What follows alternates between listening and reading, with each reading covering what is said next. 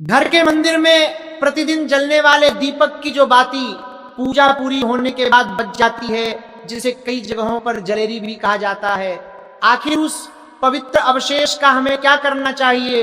क्या उसे साधारण कचरा समझकर कूड़ेदान में फेंक देना सही है? भक्तों, कहीं आप भी अनजाने में अपनी इस एक छोटी सी भूल के कारण अपने ही घर की सुख समृद्धि बरकत और खुशहाली को अपने हाथों से कचरे के डिब्बे में तो नहीं डाल रहे हैं? जरा गहराई से सोचिए। जिस दीपक को आप पूरी श्रद्धा के साथ भगवान के सामने प्रज्वलित करते हैं, जिसकी दिव्य रोशनी से आपके पूरे घर का अंधकार दूर होता है, क्या पूजा समाप्त होते ही वह पावन बाती अचानक बेकार हो सकती है? यदि आप अब तक उस बची हुई बाती को उठाकर सीधे कचरे में फेंकते आ रहे हैं तो तुरंत संभल जाइए, क्योंकि शास्त्रों और प्राचीन ग्रंथों के अनुसार यह एक अत्यंत गंभीर चूक मानी गई है, जो धीरे धीरे आपके घर की सकारात्मक ऊर्जा, शांति और धन वैभव को नष्ट कर सकती है। आज के इस विशेष प्रसंग में हम आपको इसी पवित्र जली हुई बाती के पीछे छिपे बेहद रहस्यमयी सच से अवगत कराएंगे और यह बताएंगे कि इसके सही एवं सम्मानजनक इस्तेमाल से आप किस प्रकार अपनी सोई हुई किस्मत को चमका सकते हैं। साथ ही इस चर्चा के ठीक माध्यम में हम आपको एक ऐसा अत्यंत गोपनीय और शक्तिशाली तांत्रिक प्रयोग भी बताएंगे जो आपके बड़े से बड़े शत्रुओं का अनिष्ट करने का प्रयास विफल कर देगा और उनका मुंह हमेशा के लिए बंद कर देगा। इसलिए समय के एक भी क्षण को गंवाए बिना इस पूरी बात को अंत तक बहुत ही एकाग्रता और ध्यान पूर्वक सुनिए। मित्रों, हमारे सनातनी हिंदू धर्म की मान्यताओं में दीपक को केवल प्रकाश फैलाने का माध्यम नहीं माना गया है, बल्कि इसे साक्षात अग्निदेव का साक्षात विग्रह और परब्रह्म परमात्मा का रूप स्वीकार किया गया है। जब हम श्रद्धा भाव से पूजा में बैठते हैं और दीपक के भीतर घी या तेल अर्पित करते हैं, तो वह तेल हमारे समर्पण और अटूट विश्वास को दर्शाता है, जबकि उसमें रखी रुई की वह साधारण सी बाती हमारी अपनी अंतरात्मा का प्रतिनिधित्व करती है। जब वह बाती अग्नि के संपर्क में आकर जलती है तो आध्यात्मिक दृष्टि से इसका सीधा अर्थ यह होता है कि हम ईश्वर की दिव्य चेतना में अपने भीतर के अहंकार, क्रोध और विकारों को जलाकर पूरी तरह विलीन हो रहे हैं। अब आप स्वयं ही विचार कीजिए कि जिस बाती ने घंटों तक साक्षात भगवान की प्रतिमा के सम्मुख रहकर उनकी पावन आरती उतारी हो, जिसने लगातार गूंजने वाले मंत्रों की दिव्य तरंगों और चुंबकीय शक्ति को पूरी तरह अपने भीतर सोख लिया हो और जिसके भीतर साक्षात अग्नि देवता का वास रहा हो, वह पूजा समाप्त होते ही अचानक कूड़ा कैसे बन सकती है? वह कोई सामान्य रुई का टुकड़ा बिल्कुल नहीं रह जाती, बल्कि वह तो मंत्रों और देव कृपा से अभिमंत्रित होकर एक अत्यंत सिद्ध और चमत्कारी वस्तु बन जाती है, जिससे हम भगवान के महाप्रसाद के समान पूजनीय मान सकते हैं। परंतु हमारी अज्ञानता और सही ज्ञान न होने के कारण हमें इस दैवीय शक्ति का आदर करने का सही तरीका मालूम नहीं होता और हम उसे घर की अन्य गंदगियों के साथ बाहर फेंक देते हैं, जो कि सीधे तौर पर उस असीम सकारात्मक ऊर्जा का घोर अपमान है, जिसे आपने इतनी कठिन पूजा और साधना के दौरान अपने घर में एकत्रित किया था।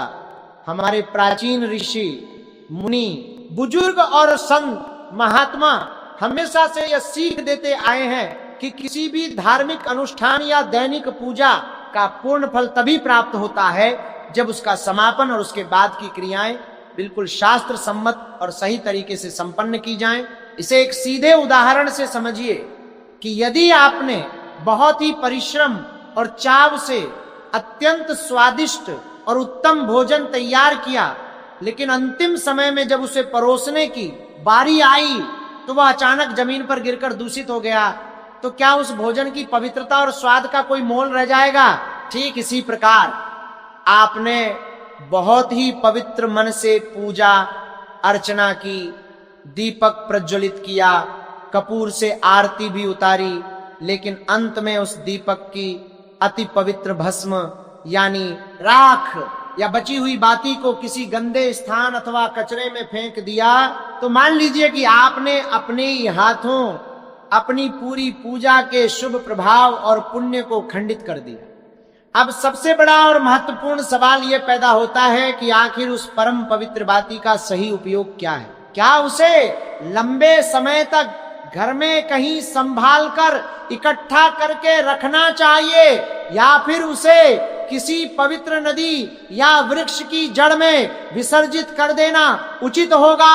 आपको बता दें कि हमारे प्राचीन तंत्र शास्त्रों, ज्योतिष विधा और वैदिक उपायों में इस बची हुई बाती के इतने अद्भुत, अचूक और तुरंत लाभ देने वाले चमत्कारी टोटके बताए गए हैं, जो आपके जीवन की बड़ी से बड़ी बाधाओं, संकटों और आर्थिक तंगियों को पलक झपकते ही दूर करने की क्षमता रखते हैं। सबसे पहले तो इस गूढ़ बात को अच्छी तरह समझ लीजिए कि भगवान के सामने जलने वाली दीपक की इस बची हुई बाती में एक अत्यंत तीव्र और विशेष प्रकार का आध्यात्मिक आकर्षण यानी चुंबकत्व पैदा हो जाता है। यह एक ऐसी प्रचंड सकारात्मक शक्ति है जो आसपास मौजूद किसी भी प्रकार की बुरी बला, तंत्र बाधा या नकारात्मक शक्तियों के प्रभाव को जड़ से काटने का सामर्थ्य रखती है। आपने अक्सर देखा होगा कि छोटे नवजात शिशुओं को समाज की बुरी और तीखी नजरों से सुरक्षित रखने के लिए घर की माताएं या सयानी महिलाएं उन्हें माथे या कान के पीछे काजल का टीका लगाती हैं। लेकिन क्या आपको इस बात का जरा भी अंदाजा है कि बाजार में मिलने वाले रासायनिक काजल और हमारे अपने घर के मंदिर के दीपक की बची हुई पवित्र बाती से निर्मित होने वाले काजल के गुणों में जमीन आसमान का अंतर होता है? जी हाँ, यह पूर्णतः सत्य है। यदि आपके परिवार में भी कोई ऐसा छोटा बच्चा है जो बार बार अकारण ही बीमार पड़ जाता हो, जिसे बहुत ही जल्दी लोगों की बुरी नजर लग जाती हो, जो अचानक हंसते खेलते दूध पीना या खाना छोड़ देता हो, अथवा रात के सन्नाटे में अचानक डरकर या चौंककर रोने लगता हो, तो आपको उस मंदिर की बची हुई दिव्य बाती का यह विशेष प्रयोग अवश्य करना चाहिए। इसकी पूरी विधि को बहुत ही सावधानी और एकाग्रता के साथ सुनिए। जो बाती पूरी तरह से जलकर शांत हो चुकी हो और केवल उसकी शुद्ध काली भस्म यानी राखी बची हो, या फिर वह बाती जो आंशिक रूप से जली हो और जिसके अग्रभाग में तीव्र कालापन आ गया हो, उसे आप पूर्ण श्रद्धा और आदर भाव के साथ दीपक के भीतर से बाहर निकाल लें। ध्यान रहे कि इस पूरी प्रक्रिया के दौरान आपके हाथ पूरी तरह स्वच्छ और आपका मन शुद्ध होना चाहिए। अब उस संचित की हुई जली बाती को आप किसी छोटी सी चांदी, पीतल या तांबे की सुरक्षित डिब्बी में धीरे धीरे रोज इकट्ठा करते रहें।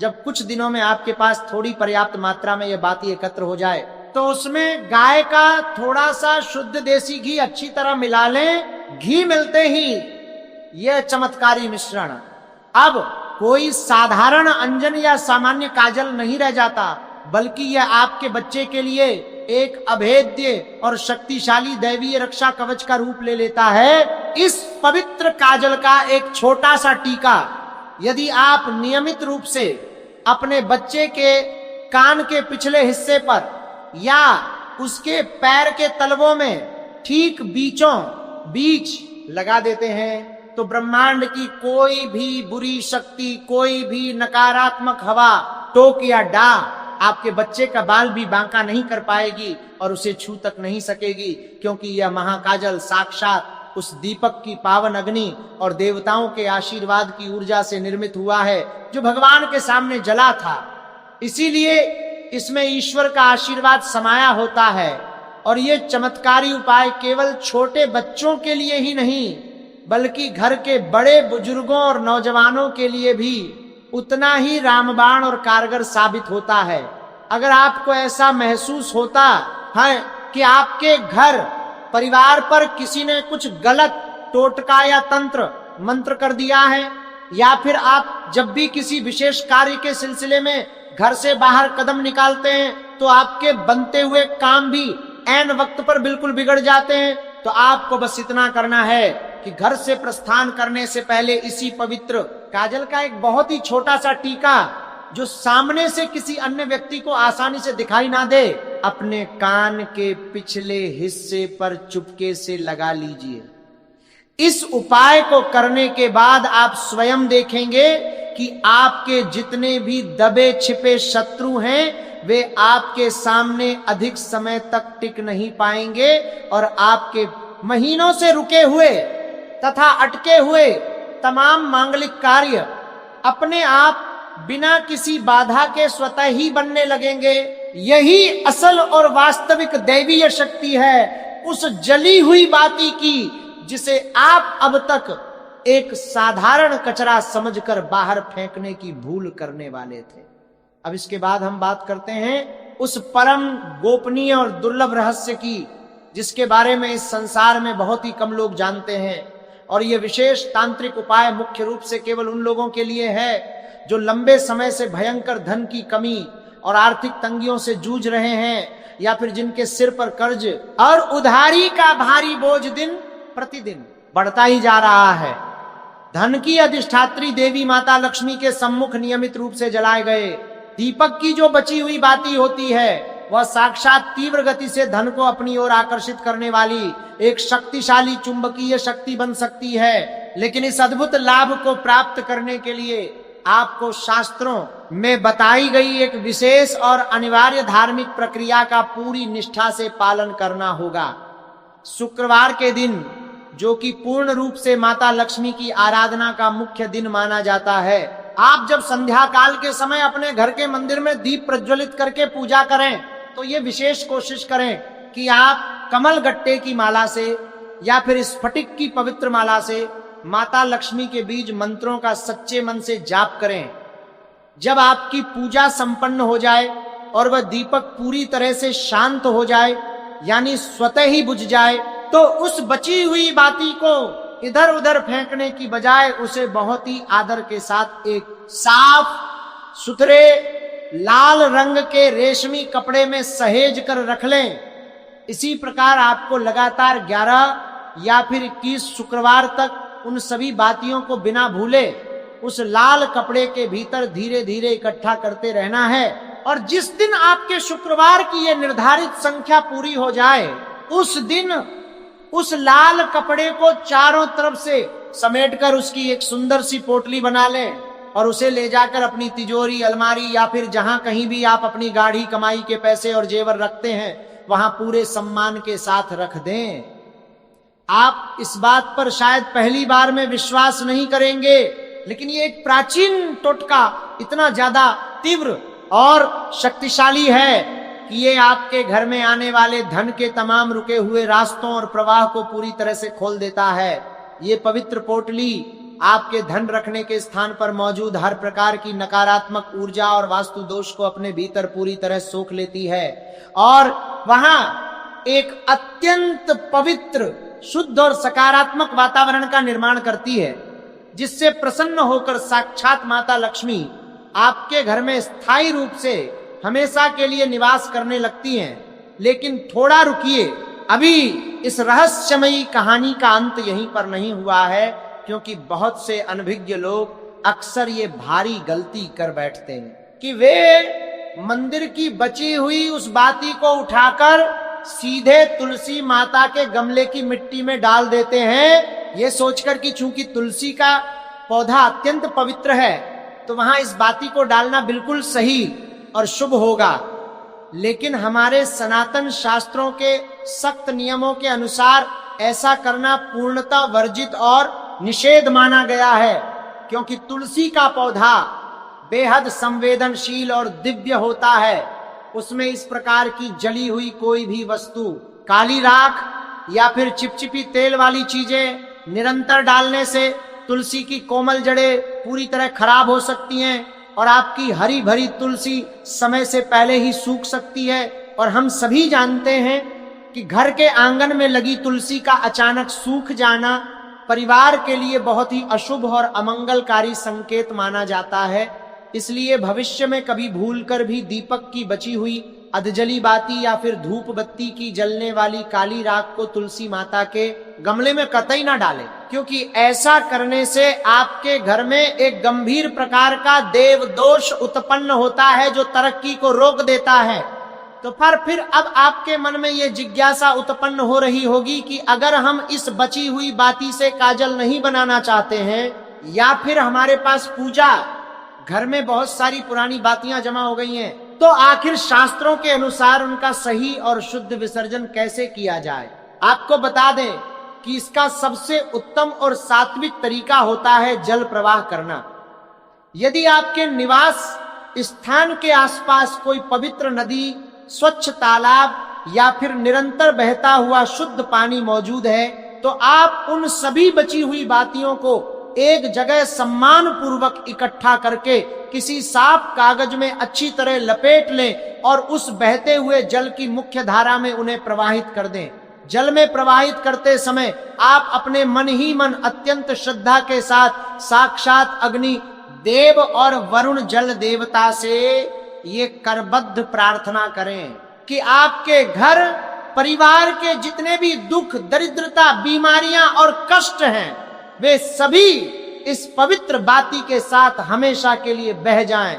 ये विसर्जन का सबसे उत्तम, सात्विक और पूर्णतः सुरक्षित तरीका माना गया है। परंतु आधुनिक समय में बड़े बड़े शहरों और महानगरों में आसानी से बहता हुआ साफ पानी मिलना बेहद मुश्किल और असंभव सा हो गया है। तो ऐसी विकट स्थिति में आप क्या उपाय करें? क्या विवश होकर उन्हें फिर से कचरे के डिब्बे में डाल दें? नहीं, ऐसा बिल्कुल नहीं करना है। इसके लिए आप अपने घर के किसी कच्चे कोने में या फिर पास के किसी शांत पार्क में, जहां आम लोगों के पैरों का संपर्क ना पड़ता हो, वहां जाकर साफ मिट्टी में एक छोटा सा गहरा गड्ढा खोदें और उन सभी एकत्रित की हुई बातियों को आदर पूर्वक वहां दबा दें। यह प्रक्रिया एक तरह से उस पावन अवशेष को धरती माता की सुरक्षित गोद में सौंपने जैसी है, जिससे उस पवित्र वस्तु का किसी भी प्रकार से कोई अनादर या अपमान भी नहीं होगा और वह समय के साथ प्राकृतिक खाद बनकर वापस इसी सुंदर प्रकृति के पंचतत्व में आसानी से मिल जाएगी। इसका भी शास्त्रों में एक बहुत ही सुंदर समाधान बताया गया है, लेकिन इसे करते समय विशेष ध्यान रहे कि वह चुनी हुई जगह किसी भी तरह से गंदी या दूषित नहीं होनी चाहिए। किसी नाली के बिल्कुल पास या फिर कूड़ेदान के नजदीक भूलकर भी ये गड्ढा ना खोदें। ये पवित्र गड्ढा किसी बड़े पेड़ की छाया के नीचे हो सकता है, लेकिन इस बात का भी विशेष ध्यान रखें कि वो पेड़ कांटेदार या कैक्टस प्रजाति का बिल्कुल नहीं होना चाहिए, यानी बबूल या नागफनी जैसे पेड़ों के नीचे इसे कदापि न दबाएं। इसके विपरीत पीपल या बरगद के वृक्ष की जड़ के पास दबाना सबसे ज्यादा उत्तम और शुभ माना जाता है, क्योंकि इन विशाल और पवित्र वृक्षों में साक्षात दिव्य देवताओं का वास होता है। अब इसके बाद आता है वह अति गोपनीय और चमत्कारी तांत्रिक रहस्य, जिसका वादा हमने इस वीडियो की बिल्कुल शुरुआत में आपसे किया था, जिसे शत्रु बाधा निवारण उपाय कहा जाता है। अगर आपका कोई कट्टर शत्रु आपको बिना किसी कारण के बहुत ज्यादा मानसिक और आर्थिक रूप से परेशान कर रहा है, बिना किसी वजह के आपके हर अच्छे काम में अपनी टांग अड़ा रहा है, या फिर आप किसी झूठे कोर्ट कचहरी और मुकदमे के मामलों में बुरी तरह से फंस गए हैं, तो संकट मोचन हनुमान जी के मंदिर के दीपक की इस बची हुई बाती का यह तांत्रिक प्रयोग आपके जीवन में एक अचूक रामबाण की तरह सिद्ध होगा। आपको करना बस यह है कि किसी भी शुभ शनिवार की ढलती हुई शाम को संकट मोचन हनुमान जी के प्राचीन मंदिर में जाना है। वहां बैठकर भगवान के सामने चमेली के शुद्ध तेल का एक मुखी दीपक प्रज्वलित करना है और वहीं बैठकर पूर्ण एकाग्रता से हनुमान चालीसा का पाठ करना है। जब वह दीपक अपनी पूरी अवधि पूरी करके शांत हो जाए, तो उस जली हुई मुख्य बाती को बहुत ही आदर से अपने साथ अपने घर ले आए। घर आकर एकांत स्थान पर उस बाती को महीन पीसकर उसका गहरा स्याही जैसा एक गाढ़ा लेप तैयार कर लें। अब इसके बाद आपको एक असली भोजपत्र लाना है, या अगर किसी कारणवश आपको भोजपत्र न मिल पाए तो एक बिल्कुल कोरा और सादा सफेद कागज ले लें और उस बची हुई बाती से बनी काली स्याही के जरिए किसी लकड़ी की तीली से अपने उस शत्रु का नाम साफ साफ अक्षरों में लिख दें। नाम लिखते समय अपने अंतर्मन में लगातार ये तीव्र भाव रखें कि उस अमुक शत्रु की जितनी भी नकारात्मक ऊर्जा है, द्वेष है और उसकी जो भी बुरी सोच आपके प्रति है, वह इस पावन अग्नि की भस्म के प्रभाव से जलकर पूरी तरह राख हो रही है। अब नाम लिखने के बाद उस कागज को बहुत ही सावधानी से मोड़कर उसके ऊपर हनुमान जी का थोड़ा सा पवित्र सिंदूर लगा दें और उसे ले जाकर किसी भारी पत्थर के नीचे दबा दें या फिर शहर से बाहर किसी सुनसान निर्जन जगह पर जाकर जमीन के अंदर गहरा गाड़ दें। यह सरल सा दिखने वाला उपाय आपके शत्रु पर एक तीव्र तांत्रिक क्रिया जैसा अचूक प्रभाव डालता है, लेकिन यह पूर्णतः सात्विक है, क्योंकि इसमें आप किसी का अहित या बुरा नहीं कर रहे हैं, बल्कि केवल और केवल अपनी स्वयं की रक्षा कर रहे हैं। ऐसा सात्विक उपाय करने से आप स्वयं देखेंगे कि कुछ ही दिनों के भीतर आपके उस प्रबल शत्रु का व्यवहार आपके प्रति पूरी तरह से बदलने लगेगा, या फिर वह स्वयं ही बिना किसी विवाद के आपके रास्ते से सदा के लिए हट जाएगा। उसका पूरा ध्यान आपकी तरफ से पूरी तरह हटकर अपनी ही निजी समस्याओं और उलझनों में उलझ कर रह जाएगा। एक बात का और विशेष ध्यान रखना चाहिए, जिससे अक्सर अधिकांश लोग अनजाने में नजरअंदाज कर देते हैं। कई बार हम सामान्यतः देखते हैं कि पूजा के समय दीपक में से घी या तेल तो पूरी तरह समाप्त हो जाता है, लेकिन रुई की वह बाती पूरी तरह नहीं जल पाती और आदि अधूरी बच जाती है। शास्त्रों के नियमानुसार ऐसी आधी जली हुई बाती को दोबारा उसी दीपक में घी डालकर प्रज्वलित करना बिल्कुल भी सही नहीं माना जाता है, बल्कि इसे पूरी तरह से दोषपूर्ण स्वीकार किया गया है। हमारी सनातन पद्धति में हर नई पूजा और अनुष्ठान के लिए हमेशा बिल्कुल नई और कोरी बाती का ही प्रयोग करने का विधान है। पुरानी या आधी जली हुई बाती का दोबारा मंदिर में उपयोग करने से घर के भीतर क्लेश, अशांति और आपसी तनाव बढ़ सकता है, जिससे परिवार की मानसिक शांति पूरी तरह भंग हो सकती है। हाँ, अगर आपके घर में किसी देवी देवता के निमित्त अखंड ज्योति जल रही है तो वहां बात बिल्कुल अलग होती है, क्योंकि अखंड ज्योति में हम उसी एक निरंतर जलती हुई लौ को कायम रखते हैं, लेकिन हमारे सामान्य दैनिक पूजा पाठ में हर बार नहीं, स्वच्छ और शुद्ध रुई की बाती का ही प्रयोग करना अनिवार्य है। पुरानी हो चुकी बाती को पूरे आदर भाव के साथ दीपक से हटा दें और ऊपर बताए गए श्रेष्ठ तरीकों से ही उसका सही निस्तारण करें। दीपक की इस पवित्र बाती का सीधा संबंध हमारे पूजनीय पूर्वजों यानी पितरों से भी माना जाता है। विशेष रूप से पितृपक्ष के पवित्र दिनों में या फिर प्रत्येक मास की अमावस्या तिथि के दिन जब हम अपने पूर्वजों की तृप्ति के लिए घर में दीपक जलाते हैं, तो उस दीपक का मुख हमेशा दक्षिण दिशा की ओर करके ही प्रज्वलित किया जाता है। उस विशेष दीपक की बची हुई बाती को तो भूलकर भी कई दिनों तक अपने घर के भीतर एकत्रित करके नहीं रखना चाहिए, क्योंकि वह केवल पितरों के निमित्त जलाई गई थी और उसका मुख्य कार्य पूरी तरह संपन्न हो चुका है। ऐसी पितृ संबंधित बाती को तो उसी दिन शाम को या फिर अगले दिन सुबह किसी पवित्र पीपल के पेड़ की जड़ के पास सम्मान सहित रख देना चाहिए। इस सरल क्रिया से पितरों की भटकती हुई आत्मा को परम शांति मिलती है और उनका दिव्य आशीर्वाद सदैव आपके पूरे परिवार पर बना रहता है। इसके विपरीत अगर आप उस पितृ दीपक की बाती को घर में ही इधर उधर या पूजा घर में पड़ा रहने देते हैं, तो ये आपके परिवार में एक गंभीर पितृदोष का मुख्य कारण बन सकता है, जिससे घर में बिना वजह बीमारियां और संचित धन की भारी हानि होने लगती है। मित्रों, हमारी महान सनातनी संस्कृति में हर छोटी से छोटी धार्मिक चीज और परंपरा का बेहद गहरा और वैज्ञानिक अर्थ छुपा हुआ है।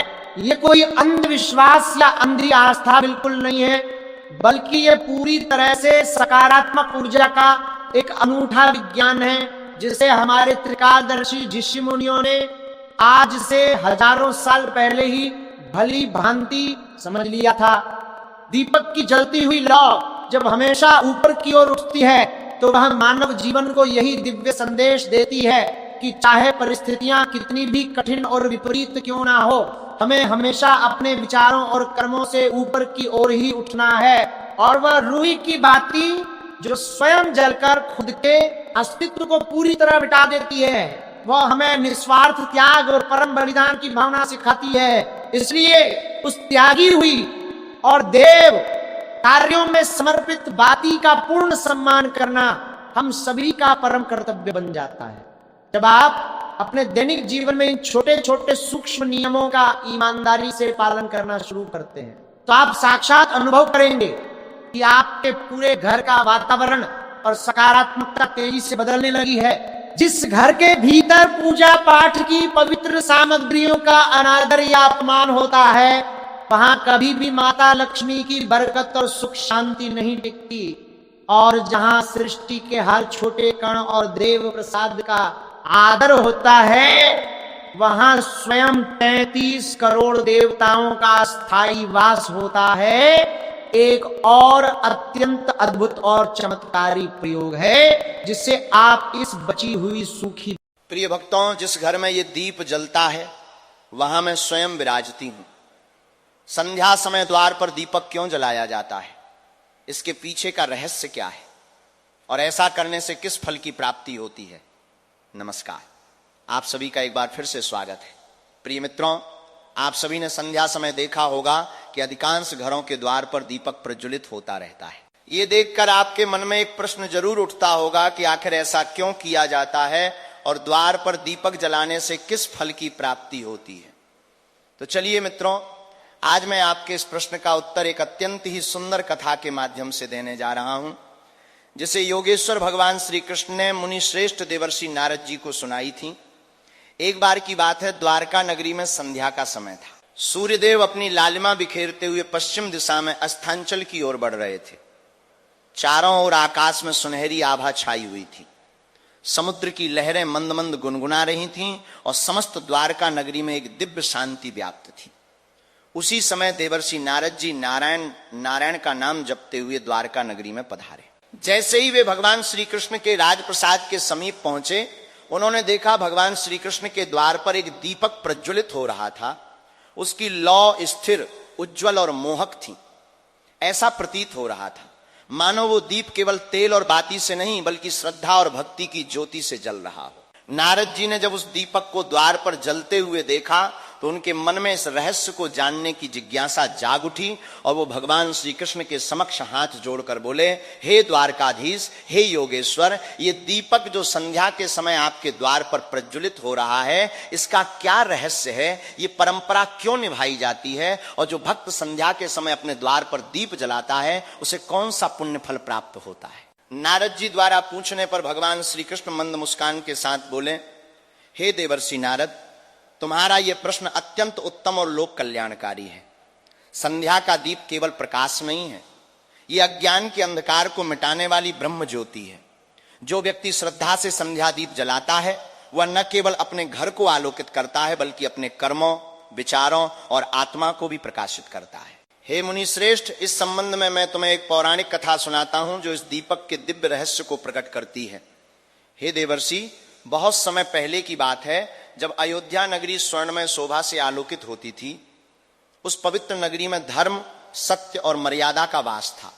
मार्गों पर वेद मंत्रों की मधुर गूंज सुनाई देती थी और हर आंगन से पूजा की ध्वनि वातावरण को पवित्र बनाती थी। उसी दिव्य भूमि में एक अत्यंत ज्ञानी, तपस्वी और धर्मशास्त्रों में निपुण ब्राह्मण रहता था, जिसका नाम सुदर्शन था। सुदर्शन का जीवन ज्ञान का प्रकाश स्तंभ था। उसने वेद, उपनिषद, स्मृतियां, आरण्यक और ब्रह्म सूत्रों का गहन अध्ययन किया था। धर्मशास्त्र के प्रत्येक सूक्ष्म नियम की उसे पूरी जानकारी थी। यज्ञ, अनुष्ठान और वेद पाठ में उसकी निपुणता इतनी अद्भुत थी कि नगर के लोग उसे ब्राह्मण श्रेष्ठ कहकर संबोधित करते थे। परंतु हे देवर्षि, उसके पास ज्ञान तो था किंतु भक्ति का मधुर रस उसके जीवन में नहीं था। वो पूजा करता था पर केवल एक कर्तव्य के रूप में। उसके हृदय में श्रद्धा की वो आर्द्रता, प्रेम का वो भाव और समर्पण की वो गहराई नहीं थी जो किसी सच्चे भक्त के हृदय में होती है। उसके जीवन में ये कमी उसके ही घर में पूरित होती थी, क्योंकि उसकी पत्नी सुशीला एक अत्यंत पुण्यवती, सती और भक्तिमती नारी थी। सुशीला का जन्म ही मानो भक्ति के लिए हुआ था। उसका मन हर क्षण ईश्वर में रमा रहता था। उसके नेत्रों में सदा भक्ति की अश्रुधारा झिलमिलाती रहती थी और उसकी वाणी से हर समय भगवान विष्णु के नाम की मधुर गूंज निकलती थी। सुशीला का जीवन एक अनुशासन की मूर्ति था। प्रतिदिन वो ब्रह्म मुहूर्त में जब संपूर्ण संसार निद्रा में लीन रहता था, वो उठ जाती थी, ठंडे जल से स्नान करती, स्वच्छ वस्त्र धारण कर अपने घर के मंदिर में दीप जलाती और अत्यंत श्रद्धा से भगवान विष्णु की आराधना करती। उसका भक्ति भाव ऐसा था मानो स्वयं देवी लक्ष्मी उसके हृदय में वास करती हो। सुबह का समय हो या दोपहर का, सुशीला का मन सदा भगवान के नाम में लीन रहता था। जब संध्या होती और सूर्यदेव अस्ताचल की ओर गमन करने लगते, तब उसका भक्ति भाव और भी प्रबल हो जाता। वह पूरे घर को लीप पोत कर स्वच्छ करती और अपने आंगन को ऐसे सजाती जैसे कोई देवालय हो। फिर वो अपने मन को पूर्ण शुद्ध कर पवित्र भाव से द्वार के पास जाती और एक छोटा सा दीपक अपने हाथों से प्रज्वलित करती। उस दीपक का प्रकाश जैसे अंधकार को नहीं बल्कि अज्ञान को नष्ट करता था। जब वह दीप जलता तब सुशीला अपने दोनों हाथ जोड़कर भगवान से प्रार्थना करती और कहती, हे प्रभु, ये दीप केवल मेरे घर के लिए नहीं, ये आपके चरणों के लिए है। इसमें मैं अपनी श्रद्धा की ज्योति अर्पित करती हूं। मित्रों, आगे भगवान श्री कृष्ण कहते हैं, हे देवर्षि, एक दिन संध्या का समय था। सुशीला अपने प्रतिदिन के नियम के अनुसार आंगन को लीप पोत कर द्वार पर बैठी थी। वो बड़ी भक्ति भाव से दीपक तैयार कर रही थी। उसने मिट्टी के छोटे से दिए में तिल का तेल डाला, रुई की बाती बनाई और अपने नेत्रों को बंद कर भगवान का स्मरण करते हुए दिया प्रज्वलित किया। उसी समय उसका पति सुदर्शन वहां आ गया और सुशीला का उपहास करते हुए बोला, हे वल्लभ, तुम ये दीप प्रतिदिन क्यों जलाती हो? इससे क्या लाभ होता है? ये तो व्यर्थ ही तेल की बर्बादी है। मित्रों, अपने पति के मुख से ये शब्द सुनकर सुशीला शांत हो गई। उसने कोई क्रोध नहीं किया, कोई कटु वचन नहीं कहा।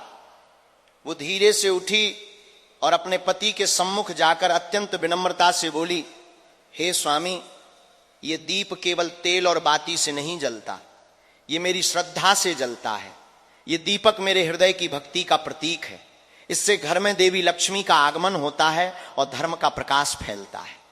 अपनी पत्नी की ये बात सुनकर सुदर्शन, जो तर्क और ज्ञान के अभिमान में डूबा था, हंसकर बोला, हे वल्लभ, यदि ये दीप इतना चमत्कारी है तो ठीक है, मैं भी देखना चाहता हूं कि क्या ये तुम्हें किसी संकट से बचा सकता है। वैसे तो मुझे ये सब अंधविश्वास प्रतीत होता है। अपने पति की इन बातों को सुनकर सुशीला को बहुत दुख हुआ, परंतु उसने कुछ नहीं कहा। उसने केवल शांत स्वर में इतना कहा, हे स्वामी, संकट के समय भक्ति की परीक्षा होती है और जो भक्ति सच्ची होती है वो हर परीक्षा में उत्तीर्ण होती है। इतना कहकर वो घर का काम करने चली गई। मित्रों, धीरे धीरे समय बीतता गया, ऋतुएं बदली, समय बदला। फिर एक दिन अचानक से कुछ ऐसा घटित हुआ जो सुदर्शन के जीवन की दिशा ही बदल देने वाला था। अयोध्या नगरी पर एक भयंकर अकाल का प्रकोप छा गया। आकाश महीनों तक सूना पड़ा रहा। बादल आते तो थे पर बरसते नहीं थे। खेत सूख गए, तालाबों का जल समाप्त हो गया और धरती की गोद में दरारें पड़ गईं। संपूर्ण नगर भय और पीड़ा में डूब गया। अनाज के दाम आकाश छूने लगे। भूख के कारण बच्चे रोने चीखने लगे। माता पिता असहाय होकर उन्हें निहारते। धीरे धीरे वो अकाल इतना बढ़ा कि राजमहल तक में अन्न की कमी होने लगी। मित्रों, आगे श्री कृष्ण जी कहते हैं, हे देवर्षि, उस विपत्ति की अग्नि से सुदर्शन का घर भी अछूता न रहा। जिस घर में कभी यज्ञों का धुआं उठता था, वहां अब चूल्हा तक ठंडा पड़ा था। वेद पाठ का स्वर अब भूख की आह से दब गया था। घर में रखे अन्न के दाने समाप्त हो चुके थे और जल का एक पात्र तक दुर्लभ हो गया था। सुदर्शन, जो स्वयं को बड़ा ज्ञानी समझता था, अब विवश हो गया। उसके मुख पर निराशा की रेखाएं उभर आईं। परंतु इतना सब कुछ होने के बाद भी सुशीला का विश्वास एक था। उसने अपने प्रभु में विश्वास कभी नहीं छोड़ा। वो भूखी रह लेती थी परंतु दीपक फिर भी जलाती थी। उसने अपने नेत्रों में आशा की ज्योति रखी और अपने पति से कहा, हे स्वामी, ये दीप चाहे कितना ही छोटा हो पर इसका प्रकाश मेरे विश्वास से बड़ा है। जब तक ये दीप जलेगा हमें कुछ नहीं होगा। मित्रों, वो हर संध्या उसी प्रकार द्वार पर दीप प्रज्वलित करती रही। उसके घर में अन्न जल समाप्त हो चुका था। इसके बाद भी वो दीप जलाती थी क्योंकि ईश्वर के प्रति उसका विश्वास अटल था। हे देवर्षि, समय की वो रात बड़ी अद्भुत थी। चारों ओर भयंकर अंधकार फैला हुआ था। आकाश में न तारा झिलमिला रहा था, न चंद्रमा की कोई किरण धरती पर उतर रही थी। दिशाएं मौन थीं, वायु थमी हुई थी और अयोध्या की गलियां सूनी पड़ी थीं। हर घर में भूख और चिंता का साया था, परंतु सुदर्शन के द्वार पर फिर भी एक दीप जल रहा था। वही संध्या दीप जिसे सुशीला हर दिन जलाती थी। वो दीप उस रात पहले से अधिक उज्जवल था। वास्तुशास्त्र टेल्स को सब्सक्राइब अवश्य करें। उसकी लौ मानो किसी अदृश्य शक्ति का संकेत दे रही थी। सुशीला उस दीप के सामने बैठी प्रभु का स्मरण कर रही थी। उसके नेत्रों में थकान थी, पर विश्वास की आभा अब भी झिलमिला रही थी। उसके हृदय में बस एक ही भाव था, प्रभु मेरा दीप आपका प्रतीक है। जब तक ये जलता रहेगा मेरा मन भी आपके चरणों से जुड़ा रहेगा। वो मन ही मन परमात्मा से प्रार्थना कर ही रही थी कि तभी अचानक से वातावरण में एक अद्भुत परिवर्तन हुआ। दीपक की लौ एकाएक ऊंची उठी और चारों ओर एक दिव्य प्रकाश फैल गया। सुशीला ने चकित होकर इधर उधर देखा। उसे समझ में नहीं आ रहा था कि उसके साथ क्या हो रहा है। तभी उसकी दृष्टि द्वार पर पड़ी, जहां एक अत्यंत सुंदर, तेजोमयी और दिव्य स्त्री खड़ी थी। उनका रूप ऐसा था कि वर्णन करना कठिन था। उनके वस्त्र स्वर्ण के समान चमक रहे थे। उनके नेत्रों से करुणा की मधुर किरणें निकल रही थीं और उनके चरणों के स्पर्श से पृथ्वी पर पुष्प खिल उठे थे। हे देवर्षि, वो कोई साधारण नारी नहीं थी। वो धन की देवी महालक्ष्मी थीं, जो समस्त ऐश्वर्य, सौभाग्य और करुणा की अधिष्ठात्री है। देवी लक्ष्मी को देखकर सुशीला का हृदय भक्ति से भर उठा। उसने तुरंत अपने दोनों हाथ जोड़ लिए। उसके नेत्रों से अश्रुधारा बह निकली। वो कुछ बोल भी नहीं पाई, बस श्रद्धा से झुककर देवी के चरणों में गिर पड़ी। लक्ष्मी जी ने करुणा भरी दृष्टि से उसकी ओर देखा और मधुर स्वर में बोली, पुत्री सुशीला उठो, मैं तुम्हारी भक्ति से अत्यंत प्रसन्न हूं। तुमने कठिनतम समय में भी अपने नियम को नहीं छोड़ा। जब संसार भय और भूख से डगमगा गया, तब भी तुम्हारे दीप की ज्योति बुझी नहीं। तुम्हारा ये दीप न केवल तुम्हारे घर को बल्कि संसार को भी प्रकाशमान करता है। मांगो, तुम्हें क्या वर चाहिए। माता लक्ष्मी के इन वचनों को सुनकर सुशीला ने हाथ जोड़कर कहा, हे मां, मुझे कोई धन, वैभव या अमूल्य रत्न नहीं चाहिए। मुझे बस इतना वर दो कि मेरे घर का दीप कभी ना बुझे। ये दीप सदा आपके चरणों में जलता रहे।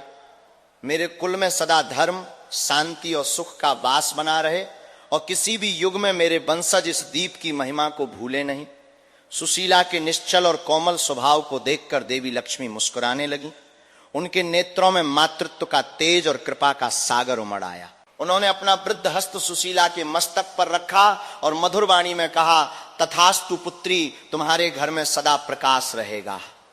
यह दीप कभी नहीं बुझेगा और जो भी मनुष्य संध्या के समय श्रद्धा और भक्ति से दीप प्रज्वलित करेगा, उसके जीवन से दरिद्रता, रोग और भय सदा दूर रहेंगे। उसके घर में सदा मेरा स्थायी निवास होगा और देवता स्वयं उसकी रक्षा करेंगे। यह दीप केवल तेल का नहीं, श्रद्धा का प्रतीक होगा। जो इस दीप को सच्चे भाव से जलाएगा, उसका जीवन आलोकित हो जाएगा। ये कहते ही देवी का स्वर धीरे धीरे मंद होने लगा।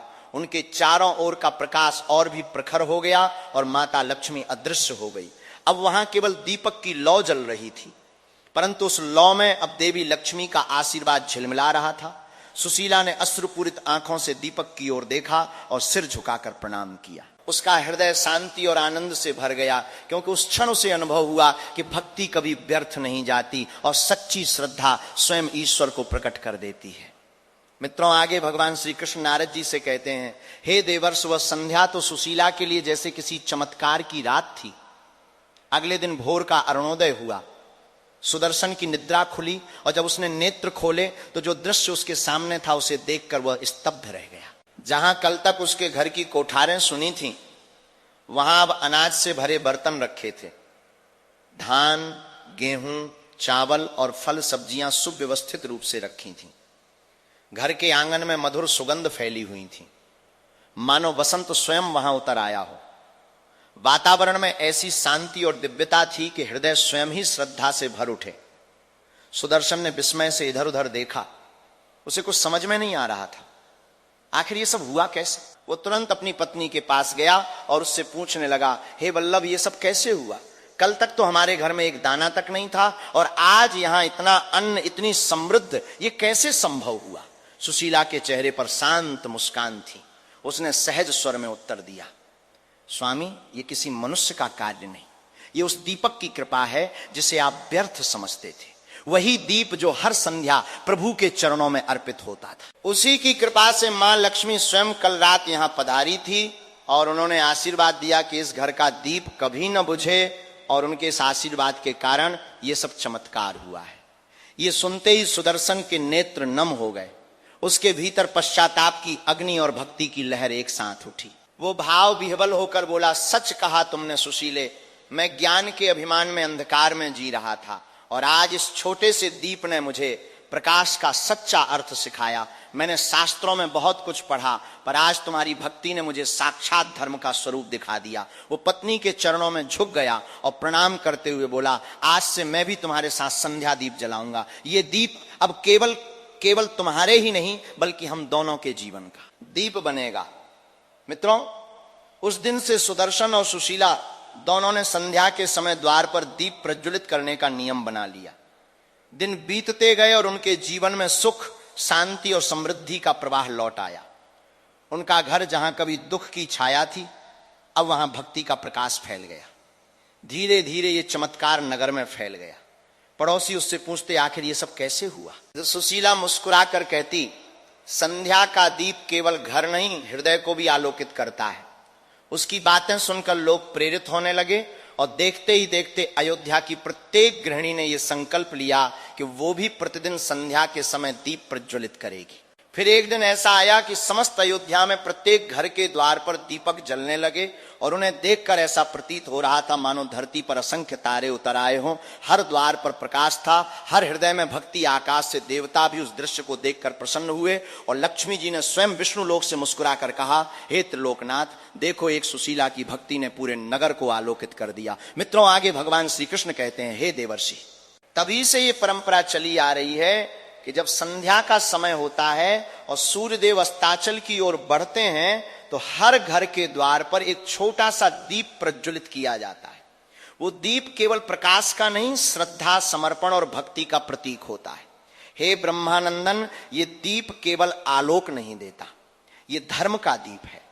जब मनुष्य संध्या बेला में श्रद्धा से दीप जलाता है तो वह अपने भीतर के अंधकार, लोभ, क्रोध और मोह को मिटा देता है। ये दीप स्मरण कराता है कि अंधकार चाहे कितना भी गहरा हो, एक छोटी सी ज्योति भी उसे पराजित कर सकती है।